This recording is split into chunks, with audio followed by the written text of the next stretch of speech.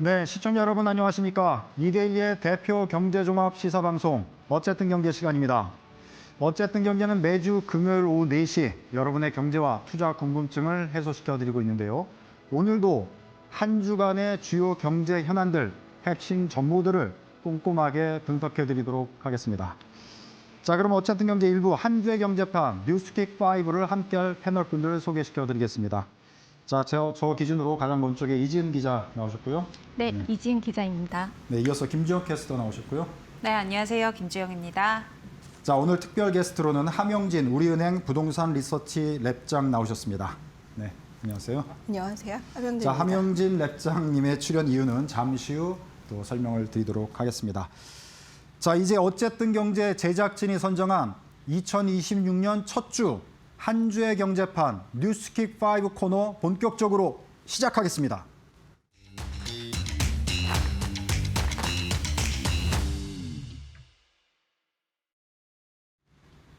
네, 2026년 본격적인 첫 주를 보냈는데요. 이번 한 주 동안 나온 여러 가지 경제 뉴스들 중에 가장 핵심적이라고 판단한 뉴스 5개를 저희들이 선정을 했습니다. 자, 지금 전해드리는 뉴스킥5는 저희 어쨌든 경제 제작진이 선정한 빅뉴스 5라고 보시면 되겠습니다. 자, 그러면 2026년 첫 주에 어떤 뉴스들이 빅 이슈를 형성했는지 먼저 저희가 키워드로 정리했는데요.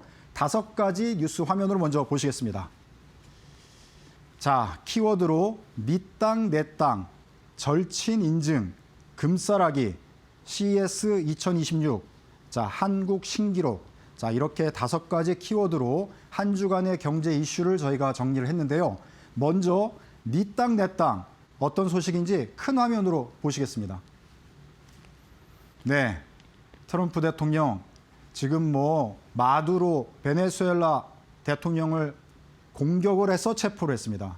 자, 이 소식도 대단한 소식인데 그 다음에 밝힌 내용이 뭔가요? 그린랜드까지 점령을 하겠다는 입장을 공개적으로 지금 표명을 하고 있습니다. 그래서 지금 전 세계가 이 사안을 아주 예의주시하고 있는데요. 트럼프 대통령의 행보가 어디까지 전개될지 지금 알 수가 없는 상황입니다. 자, 미국 백악관 캐롤라인 레빗 대변인의 멘트가 영상으로 준비되어 있는데요. 영상 먼저 보시고 이 소식 이어가도록 하겠습니다. Well, that's something that's currently being actively discussed by the president and his national security team. And I would point out that the acquisition of Greenland by the United States is not a new idea. This is something that presidents dating back to the 1800s have said is advantageous for America's national security. The president has been very open and clear with all of you and with the world that he views it in the best interest of the United States to deter Russian and Chinese aggression in the Arctic region. And so that's why his team is currently talking about what a potential purchase would look like. We know that past presidents and past leaders have often ruled things out. They've often been very open about ruling things in and basically broadcasting their foreign policy strategy to the rest of the world, not just to our allies, but most egregiously to our adversaries. That's not something this president does. All options are always on the table for President Trump as he examines what's in the best interest of the United States. But I will just say that the president's first option always has been diplomacy. 네, 영상으로 보셨지만 지금 캐롤라인 레빗 대변인의 말로만 보면 일단 외교적인 걸로 매입의 의사를 지금 표명했는데 이 영상 아닌 다른 곳에서의 또 멘트 속에는 군사적 옵션도 배제한 건 아니다. 이런 멘트까지 있어가지고 상당히 지금 세계를 긴장시키고 있습니다. 자, 자세한 내용 김주영 캐스터가 전해주실까요? 네.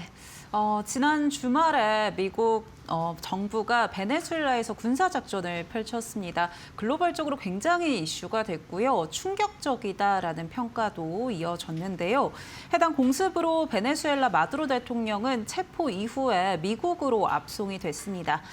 표면적으로는 마약 밀매 혐의 피고인이다라는 점을 짚었지만 사실 그 이면에는 자원 식민지를 만들려는 트럼프 대통령의 목적이 숨어 있다라는 게 시장의 평가인데요. 베네수엘라 세계 최대 원유 매장국이고요. 또 또 원유 외에도 철광석이라던가 금과 같은 원자재가 풍부하게 매장되어 있습니다. 실제 트럼프 대통령이 베네수엘라에 대해서 이제는 미국 석유 기업들이 진출을 한다라고 이야기하면서 국제 유가가 영향을 받기도 했는데요. 그런데 베네수엘라뿐만 아니고 이번에 트럼프 대통령은 그린란드도 노리고 있습니다. 임기 초에도 그린란드 이야기를 계속해서 언급을 했었는데 이번에는 대놓고 그린란드가 필요하다라고 이야기를 했고요. 앞서 보신 것처럼 군사에 대한 옵션도 고려하고 있다라고 이야기를 했습니다. 이에 덴마크와 EU가 즉각 반발을 하기는 했는데 다음 주에 덴마크와 만나서 이 그린란드 관련한 논의가 이어진다고 하니까요. 관련한 소식들 주목해 보셔야 될 것 같고요. 또 여기에 트럼프 대통령의 행보가 최근에 심상치가 않습니다. 내년에 국방 예산을 50%나 올리겠다라고 이야기를 했고요. 또 60개가 넘는 국제기구에서 탈퇴하겠다라는 입장을 밝혔습니다. 그러니까 참여 외에도 지원도 중단하겠다라는 건데 올해 중간 선거를 앞두고 있는 만큼 트럼프 대통령이 미국 우선주의를 강화하고 있다라고 보시면 될 것 같습니다. 네. 자, 그린란드 같은 경우에 지금 히토류 세계 매장량이 뭐 30%에 이른다고 하고 중국 다음에 두 번째로 많다고 하니까요. 뭐 이게 자원에 대한 확보, 노골적으로 지금 미국이 지금 입장을 표명하고 있는데 연초부터 지금 국제 정세가 심상치 않게 돌아가고 있습니다. 그래서 한국 경제에 악영향 끼치지 않고 좀 잘 정리돼서 전개되면 좋지 않을까 이런 생각을 해보게 됩니다. 자, 첫 번째 소식 이렇게 정리해드리고요. 두 번째, 아까 절친 인증으로 보여드렸는데요. 큰 화면으로 한번 보시겠습니다. 네, 이번 주에 한중 정상회담이 벌어졌죠. 자, 외신들 관계가 전면 복원 국면에 들어갔다 이렇게 긍정적인 전망을 내놓고 있고요. 실용 외교의 뭐 결정판이다 그런 소식들로 외신들이 한중 정상회담의 내용을 타전을 하고 있습니다. 자, 관련해서 이지은 기자가 좀 자세히 전해주실까요? 네, 지난 5일 중국 베이징에서 한중 정상회담이 열렸습니다. 특히 민생 경제 분야에서의 성과가 두드러졌는데요. 양국 정부 부처와 기관 간 MOU 14건이 체결됐습니다. 세부적으로 보면 디지털과 교통환경, 지식재산, 과학기술 등 다양한 분야에서 협력의 뜻을 모았습니다. 주요 외신들의 반응도 긍정적인데요. 먼저 중국 언론들은 대규모 경제 사절단을 동행한 이 대통령의 방중이 한중 관계 정상화의 신호라고 평가했고요. 일본 언론들은 이 대통령에게 미를 배려한 신중한 자세가 엿보인다고 평가했습니다. 또 이번 회담 이후 소셜미디어 반응도 주목받았는데요. 이 대통령과 시진핑 주석이 샤오미 폰으로 촬영한 셀카 장면은 중국 웨이보 검색어 6위에 오르기도 했습니다. 네, 금방 마지막에 이제 샤오미 셀카 말씀해 주셨는데 자, 이 사진, 이 화면 지금 셀카로 찍은 사진은 이제 다른 사진이고요. 이거는 앞에 있는 뭐 촬영 기자가 이제 촬영을 한 사진이라도 될 텐데 자, 이 셀카 사진이 정말 화제가 됐습니다. 이게 샤오미 폰으로 찍고 이렇게 되다 보니까 오히려 뭐 삼성전자 갤럭시 지금 좀 화면으로 보고 계신데요. 자, 지금 저렇게 저 휴대폰이 지금 삼성전자 갤럭시가 아니고요.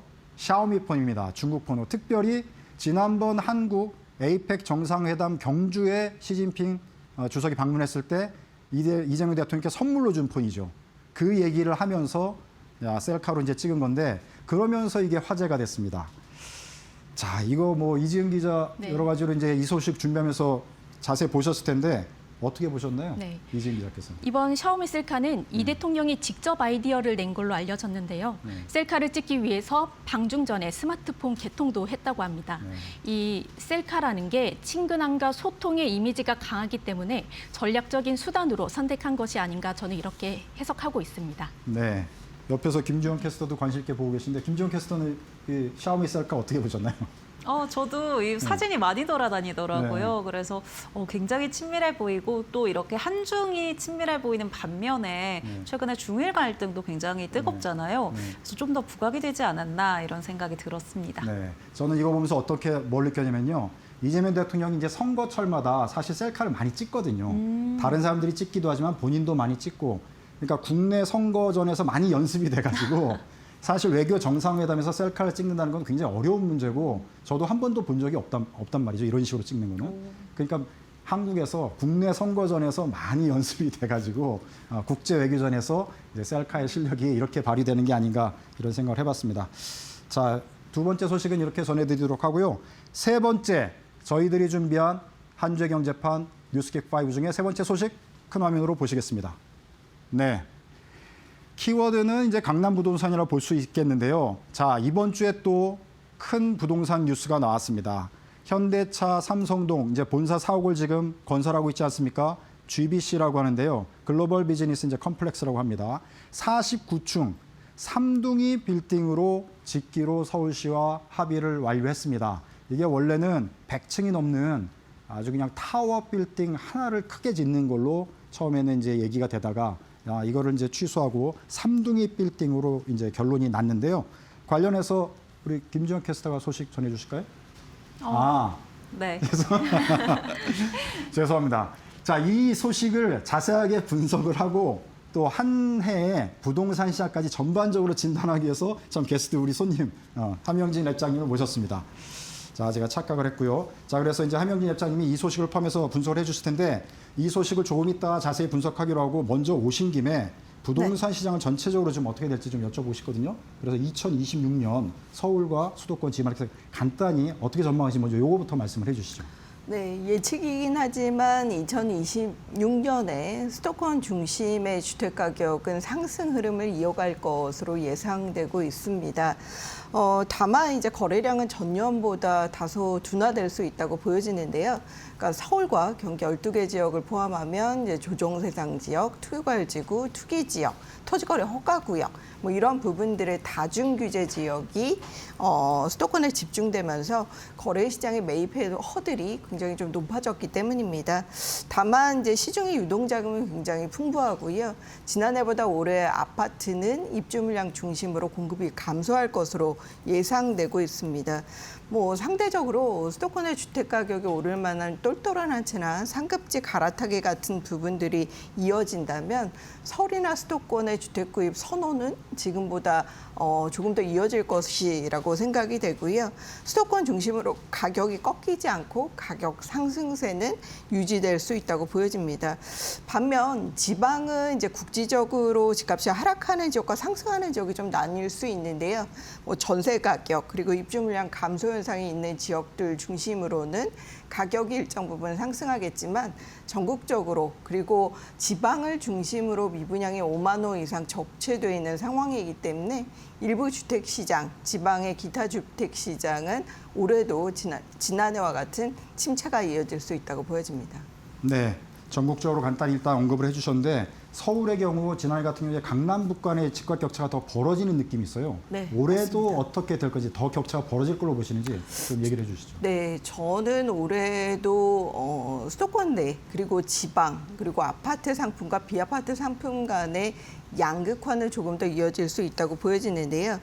특히 지난해 강남 4개구와 한강변의 아파트 가격이 한국부동산원 통계 기준으로는 15%에서 20%가량 상승한 반면에 수도권 외곽이라고 할 수 있죠. 이제 노도강 지역 같은 경우는 1%포인트 안팎에 오르는 것에 그쳤습니다. 뭐 실제 거래된 아파트의 3.3제곱미터 단가를 보더라도 이제 도봉구 같은 경우는 평당 2천만 원대 수준이라고 하면 강남 지역은 8천만 원 정도이기 때문에 4배 이상 가격 격차의 양극화가 벌어지고 있다고 할 수 있는데요. 올해도 집값 상승세가 좀 두드러질 지역이 있습니다. 이제 대표적으로 서울 강남권 그리고 한강변의 이제 정비 사업지들을 좀 주목하실 필요가 있겠고요. 입주 5년 이내에 신축 선호가 매우 좀 높을 것으로 예상이 되고 있습니다. 뭐 아파트 입주량 감소 그리고 토지거래 허가 구역에 대한 규제 그리고 분양권 입주권의 양도세 중과 뭐 전세 가격 상승 이런 부분들을 감안을 한다면 해당 지역의 시장 선호나 매입 선호는 조금 더 이어질 수 있다고 보여지고요. 뭐 수도권 외곽 지역 같은 경우도 요즘 전세 매물 부족이라든지 월세화에 따라서 대출 규제까지 뭐 생각을 해본다면 최대 6억 원의 대출로 주택을 구입할 수 있는 서울의 외곽 지역들도 상승세는 유지될 거라고 보여지고 있습니다. 네, 전체적으로 이제 강남 집값 계속 뭐 상승할 걸로 이렇게 전망을 해주신 셈인데, 자 현대차의 삼성동 사옥 지금까지 지지부진하다가 이게 결론이 앞서 말씀대로 났는데요. 이게 또 이제 강남 지역의 불쏘시개가 될 수도 있지 않습니까? 물론 이제 우리나라 그 도심의 생활권이나 오피스 생활 환경이 바뀌고 좋아지는 것은 굉장히 좋은 소식인데 이게 또 어떻게 강남시장에 영향을 미치게 될지 관련해서 또 설명해 주시면 좀 참고가 될 것 같습니다. 네, 저는 이제 또 하나의 그 호재, 지역의 재료가 될 수 있다고 보여지는데요. 그 지난해 말에 지상 49층, 3개동, 그리고 현대차 GBC 개발이 10년 이상 필요하다가 최종 확정됐습니다. 뭐 아무래도 지역 내 호재 역할을 할 수 있을 것으로 보여지고요. 사실 이제 삼성역 근처는 여러 가지 호재가 많았습니다. 이제 GBC 개발 외에도 영동대로를 지하화하는 복합 개발이 있었고요. 그리고 GTX A 노선과 C 노선이 개통될 예정에 있기도 하죠. 이외에 이제 코엑스 중심의 마이스 개발이라든지 종합운동장 리뉴얼 같은 개발 호재가 굉장히 풍부한 편이라고 할 수 있는데요. 이제 강남권의 업무나 상업지의 중심지가 될 수 있을 거고 상대적으로 광역교통망의 중심 역할도 할 수 있을 것으로 보여집니다. 뭐 벌써부터 인근의 이제 정비 사업지는 기대감이 좀 높은 편인데요. 삼성역과 가까이 위치해 있는 이제 아시아 선수촌이라든지 우성 1, 2, 3차 같은 지역은 뭐 상대적으로 개발 호재를 느끼고 있는 것으로 보여지고 매매 가격도 강세가 유지되고 있습니다. 뭐 부동산 시장의 가격 압력이라든지 유동 인구에 미치는 영향은 장기간 이어질 것으로 보여집니다. 네.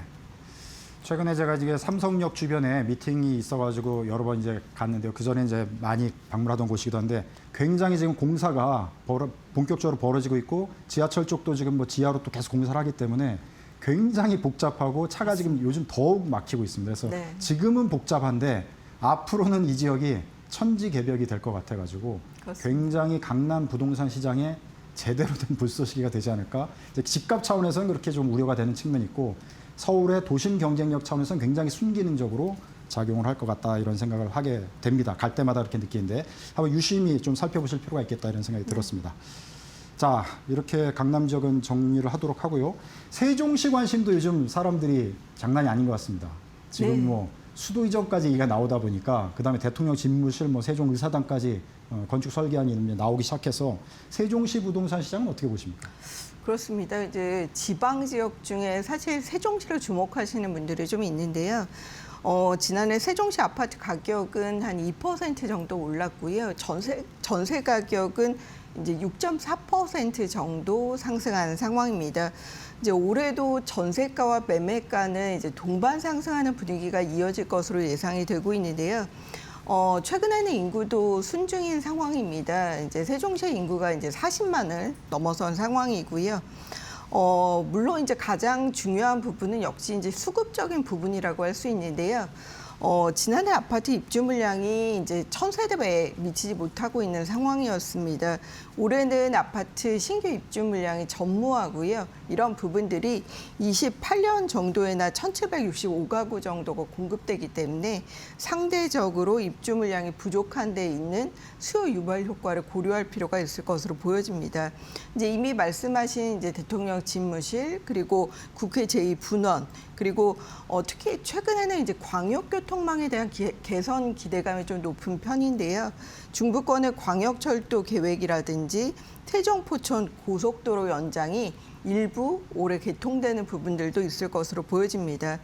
뭐 특히 이제 입주 물량이 부족하다는 부분들은 이제 전세 가격 상승으로 이어질 수 있고 이런 부분들이 이제 매매 시장을 받쳐주는 역할을 할 수 있기 때문에 올해도 세종시는 지방에서 주목할 만한 지역이라고 보여집니다.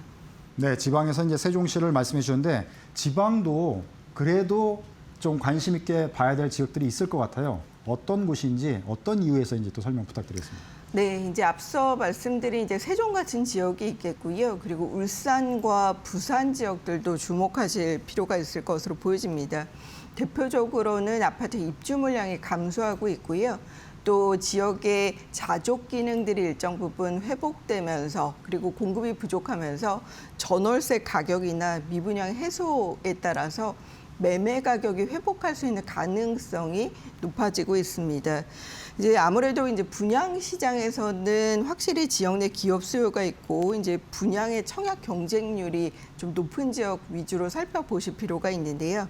대표적으로는 청주나 창원 그리고 부산 같은 지역을 살펴보시면 좋을 것으로 보여집니다. 특히 이제 6월 같은 경우는 이제 지방선거가 본격화되는데요. 확실히 지역의 개발 공약들이 밀집될 것으로 보여집니다. 요즘에는 이제 행정도시 통합에 따른 5극 3특 같은 메가시티 개발도 본격화되고 있기 때문에 이런 부분들도 좀 지켜보시면 좋을 것 같고요. 지방주택 시장에는 확실히 수도권과 달리 이제 규제 완화나 세제 혜택이 밀집되고 있습니다. 대표적으로 지방의 5만 호의 미분양을 줄이기 위해서 전용 면적 85제곱미터 이하 그리고 6억 원 이하의 중공업 미분양 주택을 매입했을 때 1세대 1주택 특례 혜택을 주고 있습니다. 이런 부분들이 취득세나 그리고 뭐 보유세, 양도할 때 여러 가지 절세 효과가 있기 때문에 이런 부분들을 살펴보시면 좋을 것 같습니다. 네. 내 집 마련을 지금 준비하시는 분들은 대출이 규제가 되면서 여러 가지 지금 어려움들을 호소하고 있는데 올해 내 집 마련을 계획하시거나 또 해야만 되는 사람들 입장에서는 네. 어떻게 하면 좋을지 좀 전략을 좀 짜주시면 좋을 것 같습니다. 일단 저는 이제 매매 시장에서는 이제 공격적인 차입보다는 확실히 이제 자기 자본 기반의 이제 보수적인 시각을 가지고 좀 접근하실 필요가 있을 것 같고요. 매입 루트도 좀 다양화할 필요가 있을 것으로 보여집니다. 일단 무주택자나 신혼부부 그리고 생애 최초 주택 구입자라고 한다면 아파트 분양 시장을 살펴보시는 것이 좋습니다. 뭐 신혼부부 특별 공급, 생애 최초 특별 공급 같은 특별 공급 물량을 통해서 당첨의 기회의 폭을 높이시는 방법들이 있겠고요. 특히 이제 올해는 수도권 중심으로 2, 3기 신도시에서 2만 9천 호의 공공택지에 아파트가 착공을 하고 신규 분양할 예정에 있습니다. 분양가 상한제 적용이기 때문에 분양가가 상대적으로 좀 저렴하다는 부분들이 매력으로 다가올 거라고 보여지고요. 뭐 서울 같은 지역에서는 이제 고덕 강일지구 그리고 경기도에서는 고양 창릉, 남양주 왕수 그리고 성남 낙생, 복정지구, 화성시 동탄, 수원 광교 구리 갈매지구들의 물량들이 공급되는데요. 다만 이제 주택을 구입하실 때 매입 자금이 비교적 여유롭지 않다면 임대차 시장에 머무셔야겠죠. 뭐 그렇다고 본다면 올해 상대적으로 입주 물량이 좀 집중되는 지역이라든지 갱신권을 활용하실 수 있다면 5% 상한이 적용되는 갱신권을 적극적으로 활용하셔서 임대차 시장의 일정 부분 머무시는 것도 방법이라고 할 수 있겠습니다. 네, 지금 내 집 마련 차원에서의 전략들을 말씀을 해주셨고요. 자, 부동산 투자자들도 또 이제 올해 어떻게 하면 좋을지 투자 차원에서의 또 조언도 한 말씀 해주시면 좋을 것 같습니다. 네, 맞습니다. 요즘 이제 1주택자 중에 조금 더 나은 지역 그리고 면적 유형이나 신축으로 확대해서 가려고 하시는 분들이 있죠. 그러니까 상급지 갈아타기라고 한다면 수도권 내에서 이제 토지거래 허가 구역의 규제를 받지 않는 경공매 물건을 좀 살펴보신다든지 신규 분양 시장을 녹화해 보시는 것도 방법이 될 수 있겠습니다. 이제 기존 주택을 다만 이제 구입하실 때 수도권은 토지거래 허가 구역이 적용되고 있기 때문에 반드시 기존 주택을 매각하시고 새로운 주택을 갈아타실 집을 매입하시는 부분들이 토지거래 허가 규제라든지 최근 둔화된 거래 시장에서 거래 대금을 마련하시는 낭패를 보지 않는 방법이라고 보여지고요. 뭐 재건축과 신축 중에서는 역시 이제 일반 분양가가 상당히 높지만 분양의 대기 수요가 굉장히 많은 지역들을 집중하시는 전략이 필요할 것으로 보여집니다. 이제 강남 3개구 한강변 일대 그리고 경기도에서는 과천이라든지 분당 일대를 살펴보시면 좋을 것으로 보여지고요. 그 외 지역에서는 역시 이제 희소성 그리고 상대적으로 신축의 주택의 안전성, 가격에 대한 기대감 이런 부분들을 고려했을 때는 입주 5년 차 이하의 신축을 살펴보시는 것들도 방법이 될 것으로 보여집니다. 그 외에 이제 다주택자 입장에서 주택을 추가 구입하실지 고민을 좀 하실 것으로 보여지는데요. 이제 주택수를 무조건 늘리시는 것보다는 특히 올해 같은 경우는 7월에 세제 개편안을 통해서 지금보다 보유세나 세금을 좀 무겁게 가져갈 수 있는 부분들도 여지가 남아있기 때문에 뭐 상대적으로 세금 부담이 덜한 그리고 임대 수익을 챙길 수 있는 토지거래 허가 구역을 피할 수 있는 오피스텔 상품들을 좀 간접적으로 살펴보시는 방법도 있을 것으로 보여집니다. 네. 지금 이제 우리은행에 속해서 일을 하시다 보니까 고객들이나 뭐 부동산 관련해서 상담 의뢰 들어오는 내용들을 보시면은 지금 트렌드를 저희들이 이해하기 좋을 것 같아요. 네. 이제 요즘 상담 고객들의 트렌드 내지는 또 마지막 조언을 주신다면 어떤 말씀 해주실 수 있는지 한 말씀 부탁드리겠습니다. 네, 주택 시장이 굉장히 양극화되고 있습니다. 저는 지금 이런 이제 양극 분화 현상이 앞으로도 좀 지속될 수밖에 없다고 보여지는데요. 이제 대표적으로는 이제 지방이나 상가 같은 상대적으로 공실의 리스크나 주택 가격이 더 오르지 않고 미분양에 대한 부담이 있는 지역보다는 한강변 그리고 강남권, 수도권 내에서 교통망이 확충되는 지역이나 분양시장에 소유자의 관심이 좀 집중되고 있는 상황이고요. 서울 지역 같은 경우 대표적으로 강남권과 한강변을 꼽을 수 있을 것으로 보여집니다. 여기에 이제 목동이나 여의도 일대들도 좀 살펴보시긴 하는데 문제는 이들 지역이 토지거래 허가구역 외에 투기과열 지구 조정 대상 지역으로 지정돼 있는 상황이기 때문에 뭐 재건축 지휘양도 금지 또는 재당첨 금지에 대한 제도와 관련된 부분들의 민감도가 굉장히 좀 높은 편이고요. 그리고 특히 올해 5월 9일에 조정 대상 지역의 다주택자 양도세 중과 일몰이라든지 또는 1주택자의 장기 보유 특별 공제 같은 부분들의 제도 개선에도 민감도가 높은 편입니다. 특히 올해 정부가 세제 개편안과 관련된 여러 가지 제도 개선을 할 수 있기 때문에 시장의 모니터링, 제도의 변화 이런 부분들을 꼼꼼히 살피시면 좋을 것 같습니다. 네, 고맙습니다. 자, 삼성동 현대차 부지 점검을 해드리면서 전반적으로 올해 부동산 시장을 전망해 드렸습니다. 자, 이렇게 세 번째 이슈 소식 전해드리고요. 자, 네 번째 한주경제판 뉴스킥5 큰 화면으로 보시겠습니다. 자, 현대차가 또 포함된 뉴스이긴 한데요. 엔비디아하고 지금 전략적 파트너십을 맺고 아주 그냥 질주를 하고 있습니다. 이번 주에 CES 2026 상당히 전 세계 이목이 집중된 현장인데요. 관련해서 김주영 캐스터가 좀 전해주실까요? 네, 정의성 회장과 젠슨 황 엔비디아 CEO가 또다시 깐부 회동을 가졌습니다. 두 번째 깐부 회동인데요.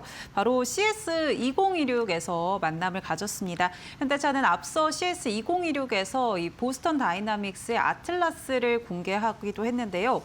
그리고 엔비디아 젠슨 황 CEO의 경우에는 이번에 베라 루빈과 함께 자율주행 플랫폼 알파마유를 CS2026에서 공개했습니다. 그렇다면 두 인물이 또다시 만난 이유는 어떤 걸까요? 바로 자율주행과 피지컬 AI 산업에서 선두 기업으로 도약하겠다라는 의지가 포함되어 있습니다. 엔비디아의 이 AI 컴퓨팅 기술과 현대차의 로봇 제조 기술을 도입해서 피지컬 AI에서 시너지 효과를 보이겠다라고 보이고요. 또 현대차의 자동차 기술에 엔비디아의 이 자율주행 알파마유와 같은 기술력을 도입해서 자율주행 분야에서도 앞선 기업으로 도약을 하겠다라는 의지를 내뿜고 있습니다. 현대차가 최근에 이 자동차 기업을 넘어서 로봇 기업 또 이 피지컬 AI 산업에서 앞선 기업으로 도약할 것이다라는 기대감이 불러일으키면서 이번 주에 현대차 그룹주들의 주가가 상승 랠리를 펼쳤는데요. 관련 흐름 같이 한번 체크해 보도록 하겠습니다. 오늘 현대차 종가 같이 한번 확인을 해보시죠.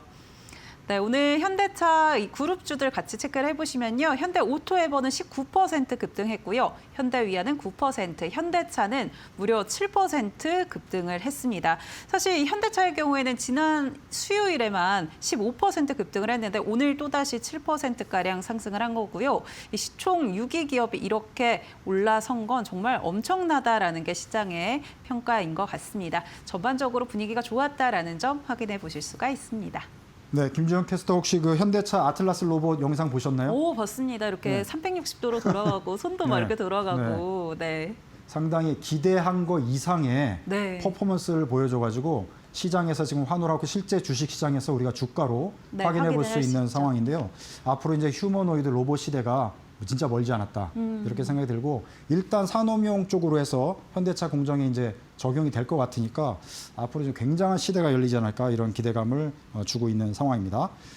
자, 네 번째 소식 이렇게 정리하고요. 한 주의 경제판 뉴스킥 5 다섯 번째 뉴스 화면으로 보시겠습니다. 네, 삼성전자 실적 발표도 정말 기대 이상으로 잘 나오고 있습니다. 자, 관련해서도 지금 주식시장에서도 삼성전자 계속 각광을 받고 있는데요. 이지은 기자가 이 뉴스 전해주실까요? 네. 삼성전자가 지난 4분기 어닝 서프라이즈를 기록했습니다. 잠정 실적을 보면 매출은 93조 원, 영업이익은 20조 원으로 집계됐는데요. 1년 전과 비교하면 매출은 22%, 영업이익은 무려 208% 급증했습니다. 부문별 실적은 공개되지 않았지만 증권가에서는 반도체를 담당하는 디바이스 솔루션, DS 부문에서 16조 원 안팎의 영업이익을 낸 것으로 추정하고 있습니다. 이는 전사 영업이익의 80%에 육박하는 수준입니다. 실적 상승 배경으로는 그동안 침체됐던 반도체 사업이 본격적으로 회복세에 접어들었고 또 봄용 DM 가격 상승과 HBM 공급 확대가 주요 원인으로 꼽히고 있습니다. 이 같은 흐름이 지속된다면 올해 연간 영업이익 100조 원 돌파 가능성도 거론되고 있습니다. 반도체주 주가 흐름도 한번 보고 가면 좋을 것 같은데요. 최근 삼성전자가 사상 처음으로 14만 원 선을 돌파했는데 간밤 뉴욕 증시에서 반도체주가 조정을 받으면서 국내 반도체주도 오늘 약세를 보였습니다. 삼성전자는 전일 대비 소폭 오른 13만 9천 원에 장을 마감했습니다. 네, 수고하셨습니다. 자, 이렇게 해서 한 주의 경제판 뉴스킥 5 저희들이 준비한 소식은 정리를 하도록 하겠습니다. 지금까지 이지은 기자, 김주현 캐스터, 그리고 함영진 우리은행 부동산 리서치 랩장께서 수고해 주셨습니다. 감사합니다. 자, 이제 이데일리 나올 리포트 보시겠습니다. 자, 이번 CES에서는 삼성과 LG전자가 AI 시대에 우리 일상이 어떻게 바뀌는지 또 실제적으로 보여주기도 했는데요. 이지은 기자가 준비한 영상 리포트 뉴스 보시면서 어쨌든 경제 1부 마치고 저는 잠시 후 2부 초대석 코너로 다시 뵙도록 하겠습니다. 오늘 2부 초대석에는 박희찬 미래에셋증권 리서치센터장 모시고 국내외 올해 증시 전망 또 투자 전략을 자세히 짜드리도록 하겠습니다. 국내외 증시 동향과 특급 투자 정보가 궁금하시다면 어디 가시지 마시고 채널 고정!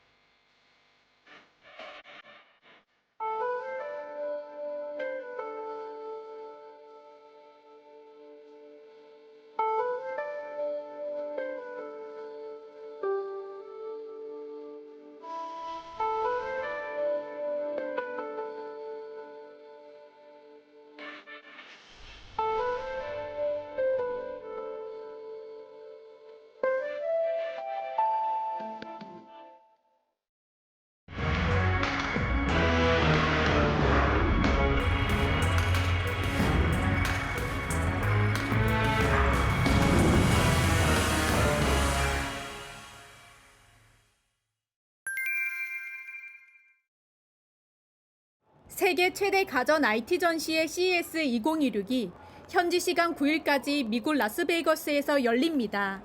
이번 CES에서 국내 대표 기업들은 AI를 일상 전반으로 연결하는 경험의 기술로 확장하는 데 집중했습니다. 삼성전자는 AI 경험 확산을 핵심 키워드로 제시하며 모든 제품군과 서비스에 AI를 적용했습니다. 개별 가전을 넘어 집안 전체를 하나의 AI 생태계로 연결하겠다는 구상입니다.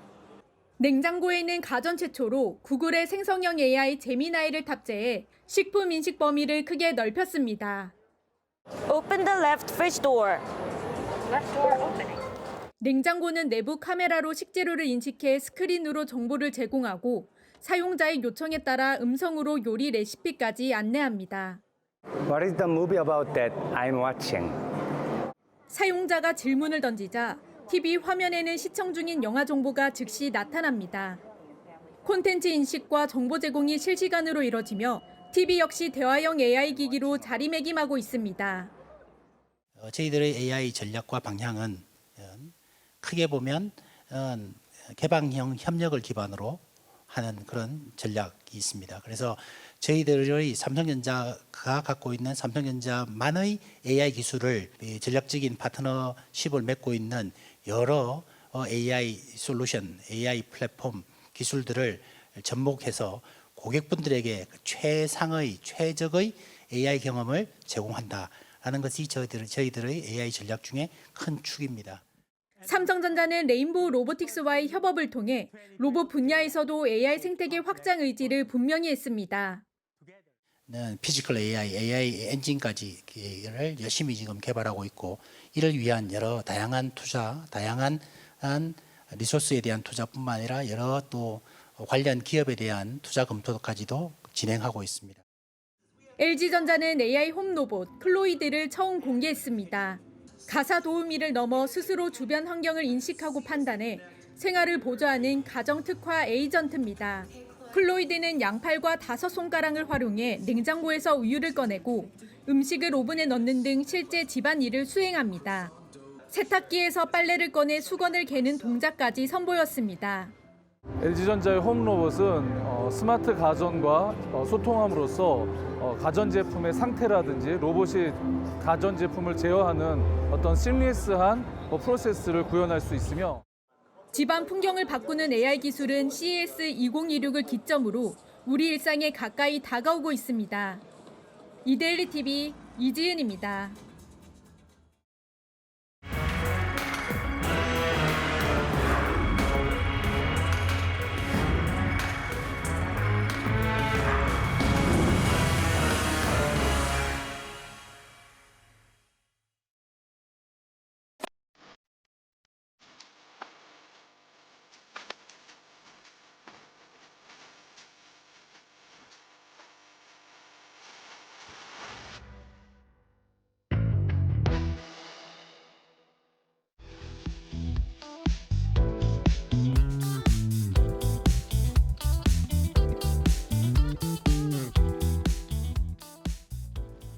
네, 어쨌든 경제 2부 초대석 시간입니다.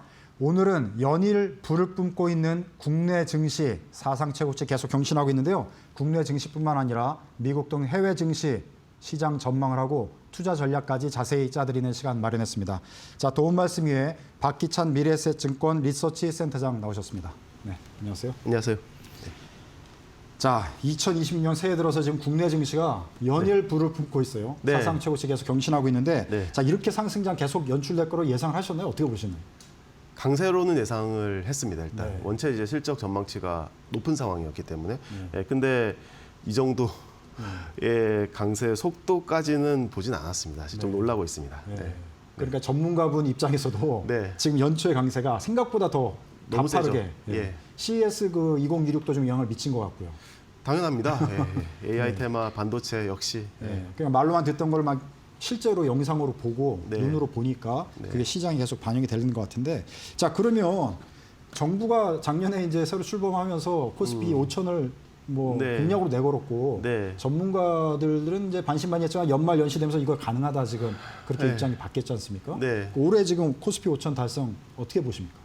그러니까 얼마 안 남았어요 지금. 그렇죠. 지금 10% 수준이니까 사실 뭐 힘이 조금만 있으면 이제 바로 되는 거고요. 네. 그러니까 이게 그러니까 정부라는 이제 키워드를 갖다 넣으면은 약간 좀 난감해지는 게 왜냐하면 사실 정부가 뭘 한다 그러면 이걸 가지고 뭐 밸류업 프로그램을 갖다가 엄청 세게 하고 뭐 주주 환원 뭐 가버넌스 개선 이런 걸로 막 해서 올린다 이런 내용이었던 거잖아요 사실. 네네네. 근데 작년에 이제 가을 이후에 코스피가 3,200에서 4,000 올라올 때는 다 반도체 힘이거든요 거의 네. 대부분이. 네. 그러니까 반도체가 갑자기 뭐 공급 부족이다. 네. 메모리 반도체 가격이 튄다. 그에 따라서 연일 삼성전자, SK하이닉스의 실적 전망치가 상향되고 네. 이런 것들의 힘이지 않습니까? 예, 그래서 지금 현재로서는 반도체의 힘으로 인해서 일단 가능성은 상당히 좀 높아지고 있다. 이렇게 봐야 될 것 같아요. 네, 전체적으로 뭐 정부 정책도 정책이지만 그것보다도 네. 업종, 그다음에 네. 업황 자체가 완전히 판이 바뀌어가지고 그렇습니다. 예. 그리고 이제 미래의 그런 전략까지도 지금 영상으로 뭐 다 나오고 이런 상황이 되다 보니까 그런데 자, 그러면 코스피 5천은 어떻게 보면은 올해 중에 뭐 터치든 넘어가는 거는 사실상 기정사실화로 이렇게 보시는 것 같고요. 그 이후에 우리가 더 높은 곳으로 가기 위해서는 네. 어떤 시장의 조건들이 또 정책적으로는 어떤 것들이 필요하다고 보시는지 또 말씀 한번 해주시죠. 그러니까 지금의 삼성전자 하이닉스의 느낌을 주는 기업들이 많이 생겨나야 되는 거죠. 네. 예, 그러니까 사실 우리나라가 항상 이제 뭐 천수답이다, 네. 또 뭐 시클리컬이라서 한번 갔다가 또 떨어진다, 막 이런 얘기 엄청 많지 않습니까? 네. 근데 미국은 어떻습니까? 미국을 대표하는 뭐 M7 이런 기업들은 네. 가격을 스스로 결정하지 않습니까? 네. 업황과 상관없이. 그러다 보니까 매출액이 매번 증가하고 이익도 일정한 마진으로 계속 증가하지 않습니까? 네. 그런 구조가 만들어져야 되고 그렇게 할 만한 역량이 있는 기업들이 많이 생겨나야 되는 거죠. 네. 그런 부분에 대해서는 사실은 되게 자신 있게 말씀드릴 수는 없는 겁니다. 사실은 하물며 삼성전자 하이닉스조차도요. 네. 예, 그렇습니다. 그래서 일단은 한국은 여전히 그런 어떤 시클리컬한 어떤 그런 속성을 버리지는 못할 것이다라고 네. 보여지고 그렇기 때문에 이제 우리 정부가 지금 이제 코스피가 올라가는 거에 대해서 만족하지 말고 네. 진짜 그들이 하고자 했던 어떤 이 선진화, 네. 토양을 잘 갖추는 그런 노력은 끊임없이 계속해야만 할 것이다라고 생각을 합니다. 네, 말씀해 주신 대로 뭐 삼성전자, SK하이닉스, 뭐 현대차가 모든 시장을 다 책임질 수는 없으니까 맞습니다. 그에 네. 준하는 다른 기업들이 성장할 수 있도록 정부가 정책적으로 좀 뒷받침도 해주고 맞습니다. 시장도 선진화시키고 네. 하면 뭐 5천 이상 뭐 그 높은 곳 더 갈 수가 있다. 네. 이렇게 말씀을 해주신 걸로 이해하겠습니다. 자, 반도체 뭐 그다음에 AI 쪽 보면은 뭐 거품론도 나오고 있는데 전체적으로 이걸 극복하고 갈 것 같다는 전망들이 더 이제 많아지고 있는 그런 분위기인 것 같아요. 네. 앞으로 업종별로 볼 때 국내 증시 상황을 전망해 주신다면 어떻게 말씀해 주실 수 있을까요? 일단 반도체를 최우선으로 말씀을 드립니다. 그리고 이제 사실 저희가 애초에 이제 강조하진 않았지만 어쨌든 휴머노이드가 바탕이 된 로보틱스가 바탕이 된 현대차 그룹에 대해서 조금 더 관심을 더 가져야 될 것 같아요. 지금으로서는. 그리고 이제 저희가 계속 연초부터 그러니까 지난해 연말부터 강조드리고 있는 것이 이제 조선, 전력기기 그리고 증권업 이런 쪽을 갖다가 저희가 반도체를 제외한 쪽에서 실적의 어떤 증가의 가시성도 높고 확실성이 높은 섹터로 저희가 추천드리고 있어요. 네. 자, 반도체하고 AI 쪽에 좀 너무 집중된 경향도 있거든요. 그래서 관심, 물론 이제 계속 그게 주도주가 될 테니까 보겠지만 그 외에 또 우리가 좀 관심 가질 만한 네. 업종을 말씀해 주시면 어떤 게 있을까요? 그러니까 이제 방금 말씀드린 네. 대로, 예, 그러니까 일단 현대차 그룹이 네. 이번 CES에서도 이제 뭔가 좀 보여주는 게 있고, 네. 일단은 자동차 시장에서도 뭔가 좀 견고함을 보여주고 있어요. 독일이 네. 좀 약간 힘들어지는 반면에 거기다가 이제 로보틱스라는 새로운 무기가 장착됐다. 이게 네. 이제 하나의 어떤 포인트가 될 것이고요. 네. 그 다음에 이제 뭐 조선은 마스가 프로젝트, 예, 그리고 전력기기는 사실 AI 테마이지 않습니까? 네. 예, 그런 관점에서 향후 수요가 상당히 지금 견고하게 확보가 되어 있다라고 생각이 되고 네. 증권업은 뭐 잘 아시는 바와 같이 지금 시장 자체가 원체 좋고 네. 그다음에 고객 예탁금 막 증가하는 이런 추세 하에서 대형사 중심으로 실적은 계속 좋지 않겠느냐라고 보여집니다. 네. 네. 혹시 미래에셋증권 차원에서 다른 증권사들하고 다르게 네. 좀 유심히 보는 업종이나 그런 기업이나 뭐 종목이 있는지 궁금해지는데요. 사실 국내에서는 좀 비슷한 것 같아요. 그러니까 물론 이제 뭐 어떤 회사는 뭐 바이오도 얘기하고 막 그러긴 하는데 네. 저희는 국내 전략은 많이는 다른 것 같지 않다라고 생각을 하고 다만 이제 해외에서 이제 저희는 좀 차별적으로 AI 외적으로 네. 이 최근에 이제 광물 자원 광물자원. 이슈가 되고 있지 않습니까? 네, 좀 그릴라는 히토류부터 것도, 시작해가지고 그러니까 저희가 작년 이 8월달, 9월달 가을철 지나면서부터 저희가 히토류 이런 광물 테마를 이미 얘기해가지고 추천드리고 있는 상황입니다. 네. 그래서 그런 부분 인플레 테마도 있기도 하고 네. 그래서 그런 쪽을 저희가 좀 상대적으로는 좀 부각시킬 수 있다 이렇게 말씀드릴 수 있을 것 같아요. 네. 네. 광물 자원 뭐 올해 진짜 유심히 봐야 될 그런 분야인 것 같습니다. 네. 자, 국내 투자자분들이 또 미국 증시도 많이 투자하고 계세요. 그래서 네. 미국 증시도 어떻게 보시는지 궁금하거든요. 미국 증시 같은 경우는 뭐 상대적으로 한국보다는 작년 같은 경우에 덜 상승률을 보였지만 네. 여전히 뭐 사상 최고치도 미국도 이제 경신하면서 가고 있는데 네. 어떻게 보십니까? 일단은 미국은 그냥 조금 재미없어 보일 수는 있다. 네. 하지만 계속 올라간다. 이렇게 네. 보고 있습니다. 그러니까 네. 작년에 이제 10%를 살짝 넘어가는 네. 시장 수익률을 보였지 않습니까? 네. 그러니까 23년, 24년 대비해서는 주가 상승률이 떨어진 거예요. 네. 미국이 가장 큰 약점은 PER 밸류에이션이 뭐 22배 정도 상당히 네. 높다는 점이고 그래서 밸류에이션은 계속 올라가긴 어렵다고 봅니다. 네. 결국은 이익이 증가하는 만큼 주가가 올라가는 정도의 상황이다라고 보여지고 이익은 1년에 뭐 20, 30% 증가하진 않거든요. 네. 시장 전체적으로 보면. 네. 그래서 올해도 뭐 한 10% 살짝 넘어가는 수준이지 않겠느냐. 네. 그래서 이 코스피를 보는 느낌 대비해서는 조금 덜 뜨겁다라고 보시면 될 것 같아요. 네. 긍정적으로 보시지만 코스피 대비해서는 덜 뜨거울 수가 있다. 네. 네. 이렇게 말씀해 주셨는데 자, 그렇다 보면 지금 서학개미들 보고 이제 정부 정책 차원에서 회기를 지금 권유하고 있는 그런 방향 아니겠습니까? 환율 뭐 이런 거에 연관지어가지고 네, 네. 이러니까 고민이 깊어진 분들이 사실 있어요. 네. 어떻게 네. 해야 되는지 네. 약간 조정을 해가지고 이쪽으로 와야 되는지 또 어떻게 해야 되는 거예요? 투자 판단은 사실 네. 이제 그러니까 어떻게 투자 철학을 갖고 가냐의 문제인데 미국의 최대 강점은 꾸준히 장기적으로 계속 올라왔다는 거지 않습니까? 그래서 그런 거에 대한 신뢰가 높으신 분이라고 한다면 뭐 계속 그렇게 가시면 되는 거고요. 그게 아니라 이제 지금 당장 뜨거운 시장에서 좀 빨리 캐치업하겠다 나의 수익률을 이렇게 생각하시면 이제 좀 이제 와가지고 한국의 이제 뜨거운 아까 말씀드렸던 반도체 중심으로 이런 몇 가지 테마를 갖다가 담아가시면은 뭐 그때 수익률은 조금 낮지 않겠느냐 이렇게 볼 수는 있을 것 같아요. 네, 본인의 취향에 따라서 맞습니다. 선택을 해야 되는데 네. 다행인 것은 뭐 미국이든 한국이든 시장이 괜찮을 것 같다는 거. 네. 그건 굉장히 긍정적인 네. 그 전망과 또 분석이라고 볼 수 있을 것 같고요. 자, 시장에 지금 리스크 요인도 여러 가지 있지만 지금 환율이 지금 어떻게 보면 가장 꼽히는 요인이 될 수 있지 않습니까? 네. 지금 환율 전망이 상당히 좀 엇갈리고 있는데 네. 어떻게 보십니까? 저희는 사실 좀 조심스럽지만 달러 원이 어쨌든 상승 압력이 좀 더 우세하다고 보고 있어요. 네. 예, 그래서 일단 올라간다고 보고 있는데, 근데 이제 이게 막 뭡니까? 어떤 시장에 뭐 달러 유동성이 막 부족해가지고 네. 막 급하게 이제 환율이 올라가는 그런 국면은 아니거든요. 네. 그래서 이 환율이 현재처럼 그냥 레벨은 높고 네. 조금 더 올라간다 할지라도 네. 이게 마켓의 어떤 굉장한 위험 요인이 될 가능성은 현재로서 높지 않다라고 봅니다. 네. 예, 그래서 속도가 혹시라도 빨라진다 그러면 우리가 체크해야 되겠지만 그 전까지는 괜찮다라고 보고요. 저희는 이 투자의 기회도 AI한테 있지만 네. 결국은 리스크도 아직은 AI한테 있다고 보고 있어요. 그래서 네. 우리 잘 알고 있는 바와 같이 이제 AI 수익화 논란 이런 것들이 미국에서는 어쨌든 좀 논란이 될 가능성이 올해도 있다고 보고 있습니다. 네. 그게 이제 어쨌든 그런 상황이 전개될 때 또 잘 주시해야 된다라고 보고 있어요. 네. 환율에 대한 거는 상승 압력이 높지만 그렇게 큰 리스크 요인으로 보여지는 않는 것으로 저 이해가 됐고요. 네. 지금 센터장님 설명으로. 네. 자, 금에 대한 관심 또 네. 뜨겁습니다. 어떻게 보십니까? 저희는 장기 상승 가능하다고 보고 장기 있습니다. 상승 예, 가능하다. 장기 상승의 관점으로 사실 이미 2024년도부터 되게 강조를 해왔었고요. 네. 저희가 자산 배분에 금을 꼭 넣으시라고 계속 말씀을 드려왔습니다. 네. 금은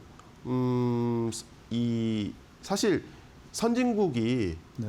국채에 대한 발행을 너무 많이 하고 있어요. 네. 그러니까 선진국이 재정을 갖다가 너무 무책임하게 좀 관리를 하고 있고 그러면서 선진국 국채에 대한 신뢰도가 지금 떨어지는 상황이거든요. 네. 그러다 보니 신흥국 중앙은행들을 중심으로 해서 외환 보유액을 다변화시키는데 네. 미국채를 팔고 네. 금을 산단 말입니다. 근데 그런 움직임은 제가 보기엔 계속 될 것 같아요. 네. 그다음에 또 하나는 뭐 재정 정책이 됐든 통화 정책이 됐든 유동성이 계속 풀려 나온 상황입니다. 그렇기 네. 때문에 실물 자산 중에서 가장 안전한 대표 자산, 네. 금의 가치는 계속 올라갈 가능성이 높지 않느냐 이렇게 보고 네. 있습니다. 자, 금에 대해서 뭐 투자 차원에서는 긍정적인 전망을 해주셨고요. 네. 자, 비트코인 등 코인에 대한 관심이 또 뜨겁지 않습니까? 네. 자, 지금 조정을 좀 받고는 있지만 다시 네. 연초돼서 올라가는 모습을 또 보이고 있어요. 네. 어떻게 보십니까? 일단은 그 선진국을 중심으로 해서 화폐가 계속 찍혀 나온다라는 얘기는 비트코인한테는 좋은 얘기입니다. 네. 말씀드린 대로. 그래서 어떤 원자재 실물 자산으로서의 가치는 계속 높아질 수는 있다 이렇게 평가를 하고는 있습니다. 네. 다만 이제 비트코인이 궁극적으로 결제 기능을 할 것이다라고 믿었던 것이 이제 비트코인 을 갖다가 좋아하는 사람들의 핵심 논리였는데 사실 그런 결제 기능에 있어서 스테이블 코인이 이제 일부 이제 위치를 강력하게 자리를 잡다 보니 네. 약간 좀 혼란기에 좀 빠진 게 아닌가라고 보고 있습니다. 그래서 전망은 저희가 함부로 못 드리겠고요. 이 혼란기가 좀 사라지고 새로 이제 상승 모멘텀을 얻기까지는 네. 조금 시간이 필요할 가능성이 높다고 보고 있습니다. 네. 전체적으로 지역별 또 네. 상품별 투자 비중을 간략하게 좀 조언을 주신다면 어떻게 말씀을 해주실 수 있을까요? 그래도 미국이 절반 가까이는 돼야 되지 않느냐 이렇게 생각을 합니다. 근데 예전에 대비해서 미국을 더 늘리라는 얘기를 갖다가 말씀드리기는 어렵다라고 보여지고요. 예, 그래서 지금은 이제 미국 외로 이제 조금 더 분산하실 것을 사실은 저희가 작년부터 말씀드리고 있고 그 미국 외로 분산할 때 대표적인 마켓이 이제 한국 외에서는 이제 중국이 있고 그다음에 뭐 인도가 있고 그다음에 이제 또 우리 한국이 있는 거죠. 그렇게 이제 분산을 하시면 되겠다 말씀드립니다. 네. 주식과 다른 투자 상품과의 비중은 어떻게 보시나요? 그게 이제 우리가 주식, 채권, 금이 있어요. 네. 그렇게만 말씀드릴게요. 네. 주식, 채권, 금이 이제 선진국의 연기금들은 6대 3대 1 정도로 가져갑니다. 네, 네. 예, 근데 저희는 채권의 비중이 그렇게 높을 필요가 있냐는 것에 대한 의심이 사실 좀 있습니다. 네. 예, 왜냐하면 아까 말씀드린 대로 네. 미국을 중심으로 해서 국채를 너무 많이 찍어대요. 네. 예, 그래서 채권의 가치가 예전 같지 않다. 그래서 채권을 할 거면 차라리 금이나 은이나 아니면 이제 좀 이슈가 되고 있는 각종 광물 자원들에 네. 대해서 조금 더 이제 관심을 가지시는 게 좋다고 보고 있어요. 네. 여러 가지로 여쭙고 싶은 게 많은데 시간 관계상 네. 여기까지 질문 드리고요. 다음번에 네. 다시 한번 좀 요청을 드리도록 하겠습니다. 알겠습니다. 네. 네, 바쁘신데 나와주셔서 감사합니다. 네, 고맙습니다. 네, 지금까지 박기찬 미래에셋증권 리서치 센터장 모시고 올해 국내외 증시 전망 그리고 투자 전략까지 자세히 짜드렸습니다. 자, 알찬 정보 듣다 보니까 벌써 방송 마칠 시간이 됐는데요. 한 주간 고생하셨고요. 평안한 주말 보내시고 다음 주 금요일 오후 4시 저희는 변함없이 알찬 경제 정보와 투자 인사이트로 여러분들을 찾아뵙도록 하겠습니다. 시청해 주셔서 고맙습니다.